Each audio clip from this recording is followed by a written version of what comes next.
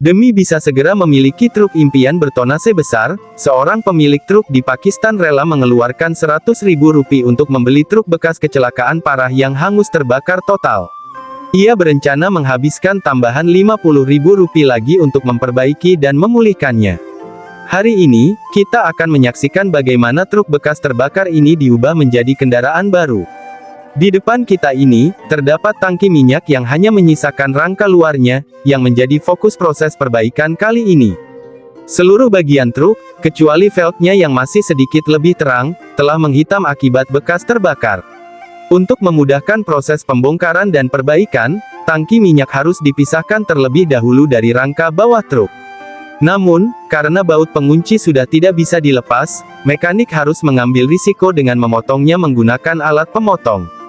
Untuk menghindari kemungkinan percikan api yang dapat memicu kebakaran kembali, tindakan pencegahan tambahan juga dilakukan.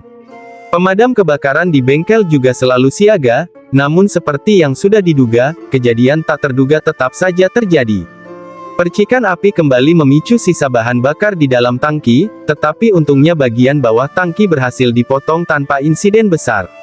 Setelah itu, tangki minyak dipisahkan dari truk menggunakan derek. Meskipun tangki ini telah hangus terbakar, para mekanik di Pakistan hanya perlu melakukan perbaikan sederhana untuk membuatnya terlihat seperti baru dan kembali layak pakai. Namun, bagian yang paling terdampak adalah rangka bawah truk, di mana semua bagian yang dapat terbakar telah habis dilalap api. Proses perbaikan penuh pada truk ini akan dimulai setelah semua tahap persiapan selesai dilakukan. Para mekanik di bengkel pertama-tama harus menilai kerusakan pada truk. Tujuan utamanya adalah menghitung berapa banyak suku cadang yang perlu diganti. Namun, jelas terlihat bahwa selain bagian-bagian logam, hampir semua komponen lain di truk ini harus diganti dengan yang baru untuk merakit ulang. Untuk membersihkan karat dari seluruh rangka truk, mekanik harus membongkar seluruh rangka bawah hingga hanya tersisa satu baut saja. Meskipun proses pembongkaran ini sangat sulit, untungnya di Pakistan tidak kekurangan tenaga mekanik yang ahli. Dengan kerjasama yang terorganisir meskipun sedikit asal-asalan, bagian kepala truk berhasil dibongkar dengan sangat cepat. Meskipun kabin pengemudi sudah dalam kondisi rusak parah seperti bekas perang, para mekanik tetap melanjutkan upaya mereka tanpa menyerah. Namun, hal ini sama sekali tidak menghambat para mekanik untuk terus bekerja. Setelah mereka dengan cepat mengangkat mesin menggunakan derek, rangka bawah truk kini hanya menyisakan kerangka saja. Karena rangka utama truk sudah mengalami deformasi, mekanik harus membongkar seluruh rangka bawah agar dapat meluruskannya menggunakan mesin hidrolik.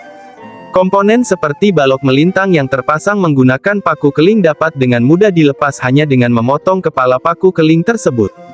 Namun, karena poros depan dan belakang menekan rangka utama dengan kuat, mekanik tidak hanya perlu melepas ban yang sudah tidak lagi berbentuk ban, tetapi juga membersihkan kawat baja yang terekspos. Ban seperti ini bahkan sudah tidak layak diperbaiki, sehingga mekanik memutuskan untuk tidak menggunakannya lagi.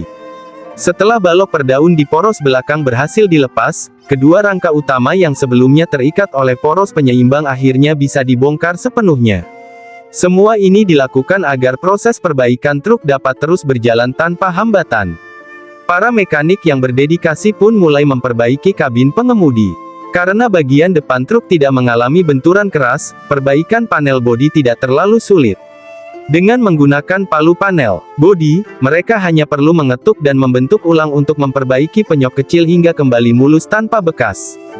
Setelah melalui perbaikan panel bodi yang profesional, kini kabin pengemudi sudah memenuhi standar. Untuk memastikan cat permukaan memiliki tekstur yang lebih halus dan berkualitas, seluruh permukaan dilapisi dempul untuk meratakan area kecil yang mungkin masih cekung, sehingga hasil akhir terlihat sempurna.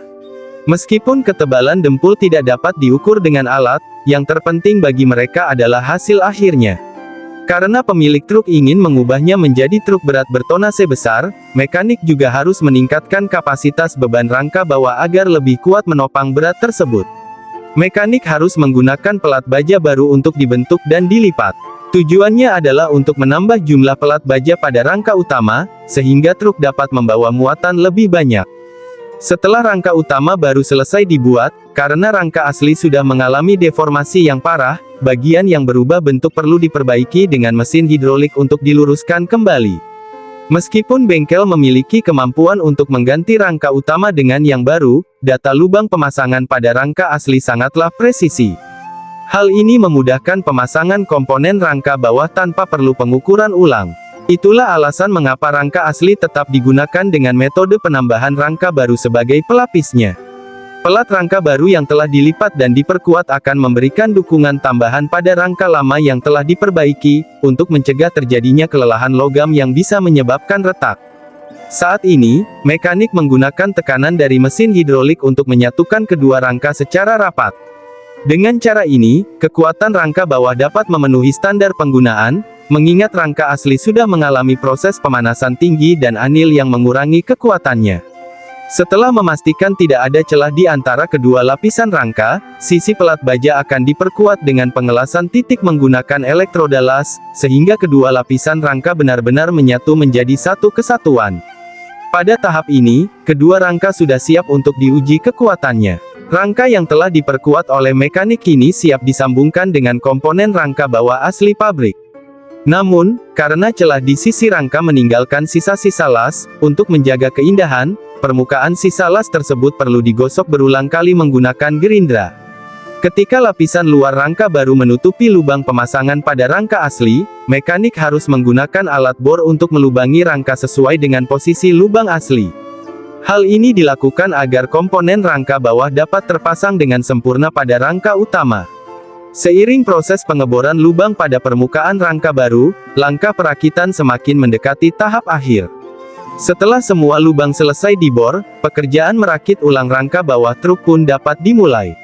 Untuk memastikan jarak antara rangka tetap stabil, mekanik tidak hanya menggunakan baut untuk sementara mengencangkan semua balok melintang, tetapi juga menggunakan alat penjepit di bagian belakang untuk menyesuaikan jarak rangka secara detail. Hal ini dilakukan agar posisi lubang pemasangan balok melintang berikutnya tidak meleset. Setelah para mekanik dengan terampil mengembalikan posisi balok melintang, mereka juga harus menggunakan alat pengukur tingkat waterpass untuk memastikan rangka tidak miring. Proses ini menjadi kunci saat pengeboran dengan metode penjepitan rapat. Dengan perhitungan presisi menggunakan penggaris penuh, titik-titik pemasangan di kedua sisi berhasil ditandai. Meski balok per daun bawaan pabrik sebelumnya terbakar, pemilik truk memutuskan untuk tidak menggantinya demi menghemat biaya perbaikan. Lagi pula, suhu panas seperti itu tidak memberikan dampak yang signifikan terhadap kekuatan komponen rangka bawah. Setelah rangka bawah selesai dipasang dan semuanya telah dipastikan aman, pekerjaan perbaikan pada truk bekas kebakaran ini pun selesai. Tidak hanya mesin baru yang dipasang, tetapi juga interior yang dibangun sesuai dengan standar kendaraan baru, menjadikan truk ini tampak seperti baru lagi. Proses perbaikan dan pembaruan ini sungguh luar biasa.